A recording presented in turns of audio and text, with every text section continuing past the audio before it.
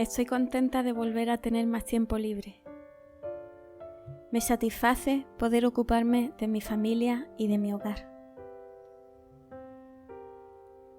Pero incluso cuando no hay tiempo, podemos dar pequeños pasos cada día para mantener la casa limpia.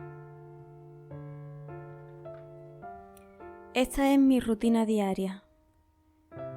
Lo primero que hago es vaciar el escurreplatos, vaciar el lavavajillas y despejar el fregadero.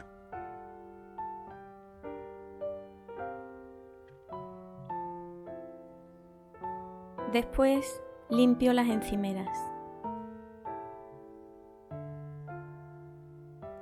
Me gusta fabricar mi propio limpiador multiusos. Lo hago con una mezcla de vinagre blanco y agua y unas gotas de aceites esenciales. Me gusta añadir lavanda, árbol de té, incienso o naranja dulce, que tienen propiedades antibacterianas y huelen riquísimo.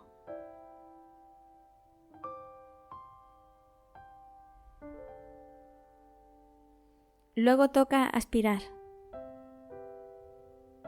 Qué acierto fue comprar un robot aspirador.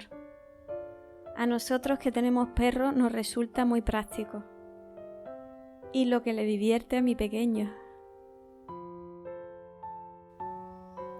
Cuando acabo con la cocina, ordeno la ropa. La ropa recién recogida, la ropa desordenada, la ropa sucia y pongo una lavadora. Después dedico unos 10 o 15 minutos a ordenar las zonas comunes.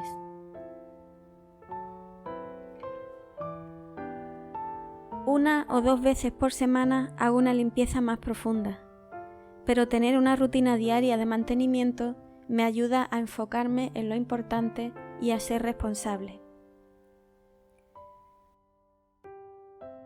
Aprovecho para regar las plantas.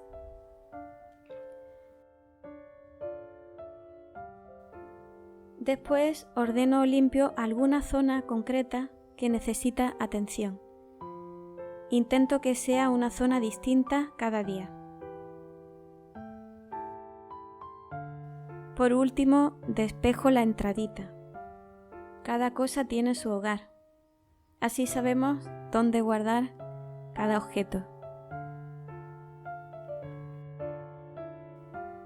Y eso es todo.